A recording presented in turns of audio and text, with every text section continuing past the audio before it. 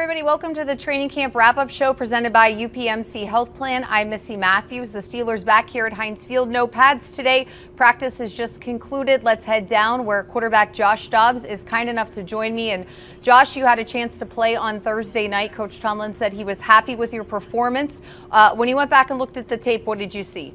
I thought it was a productive performance. One, it was a great opportunity to go out and compete, especially, at the Hall of Fame game with tremendous players getting inducted into the Hall of Fame. So it was great to compete on that stage and go out and make plays. We were able to execute, put together a scoring drive, my first drive out there, and then put together a couple other successful drives as well. So I thought it was a productive time, had fun competing, obviously had the big touchdown in the fourth quarter. So it was definitely good to get back out on the field. Can you take me through the touchdown pass and what you guys saw there? Yeah, it was, I think, like third and short, third and goal.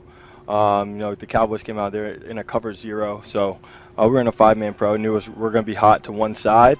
So the goal is in that situation, you got to catch the ball and get the ball out as quickly as possible. Ty ran a great route for me. Did a great job getting in the flat. We were able to beat them with ball location, great execution, and was able to get in the end zone. The other thing Coach Tomlin said after the game, Josh, is not to count you out when talking about the quarterbacks and who's backing up Big Ben. Did you hear those comments, and what does that mean to you? No, I heard the comments, and, I just compete at the end of the day, when I step on the field. I can't always control how many opportunities I'm going to get. I just can control what I can do with those opportunities. So going out in the game, competing, executing, play at a high level is exactly what I've been doing throughout practice, all of camp, and the goal is to continue to do that moving forward. I'm very confident in my skills and abilities. I know the type of player I can be, and I love the opportunity to compete. So it's just great to be back in this environment and be excited to attack the field next Thursday as well. All right, Josh, last question for you. So much has been talked about the young offensive line, getting guys to gel, obviously a lot of injuries as well. What are you seeing from some of the young guys who are stepping up? Well, maybe some of the quote-unquote veterans guys who are maybe the potential starters aren't getting as much practice and play time right now. Their energy's been amazing. It's been great to watch them just take the field, and then, their execution. They protected us at the QB position all night on Thursday. You have various guys, JC, Lagoo, Dan, kind of the list goes on and on, KG. The list really goes on and on. Guys are stepping up, making plays, and executing, playing at a high level, especially quickly. So it's good to see that energy from a young bunch. They've really come in and really grasped the Steeler way, really have, stepped into that room and show what they can do on the field. So we're excited to see what they're doing thus far. Especially at the quarterback position, we'll be motivating them going forward, and excited to see what they do next Thursday. Okay, Josh, thanks for your time. We really appreciate it. No problem. Thank you, Missi. All right, that was Josh Dobbs post-practice. Bob Labriola is here with me on set to give us his bird's eye view. And what stood out to you today, Labs? Well, Missi, as you mentioned earlier, there was no pads. And so there was no blocking, no tackling. Those interior running drills and stuff were not the same without the blocking and tackling. So what I was focusing on instead today was more about the receivers running routes and the coverage of them. And so focused a lot on the period that matched tight ends and running backs against the linebackers. And, a couple of the things that to me were very obvious from watching that drill. The first thing is how valuable a guy like Devin Bush is, who can cover man-to-man, because that's exactly what the defensive players were required to do in that drill.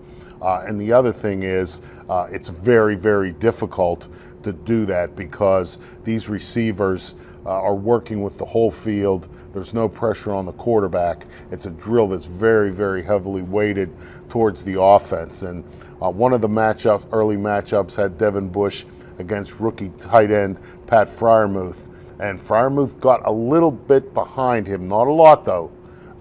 Devin Bush was in the trail position and the ball was thrown. Pat Freiermuth went up, and as soon as it hit his hands, Devin Bush was playing the receiver's eyes, which is really kind of all you can do at that point, or you draw a flag from the official, and defensive pass interference is a spot foul. This was 30, 40 yards down the field. As soon as the ball hit his hands, he raked it out, incomplete. Great play by Devin Bush. However, in a subsequent repetition, he was guarding Najee Harris, and it was another deep route Ben put the ball out there, and Najee Harris showing why he came back for his last season at Alabama. You know, Najee Harris could have come out for the 2020 draft, but he decided to go back to Alabama.